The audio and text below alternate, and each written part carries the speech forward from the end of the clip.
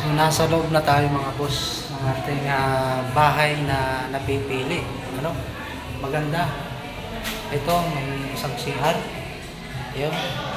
Malaki din naman itong CR niya. May shower. Tapos may lababo.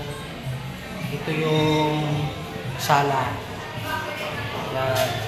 At ito yung likod. Likod. Simula dito hanggang doon sa dulo na yun. Yung likod niya. Na pwede mo pang gawin ulit panibagong kusina, no? So, aakyat tayo sa taas kasi second floor to mga boss. Yun. Yung hagdan niya, upgrade na rin, bakal na rin. Aakyat tayo sa taas. Ang ano nito, hindi pa naka-tiles, flooring pa lang. So, ito yung taas, mga boss. Wala pang division. So, magpapalagay pa tayo dito ng division para sa kwarto.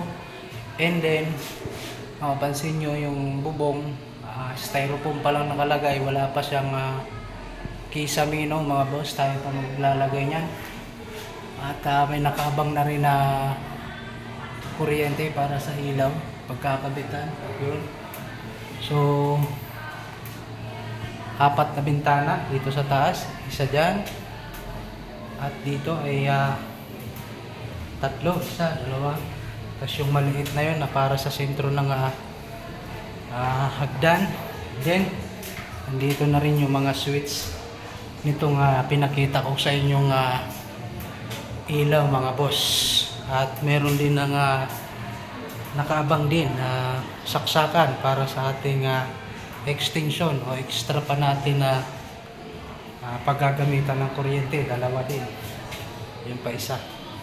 So okay na rin to mga boss, maganda na rin.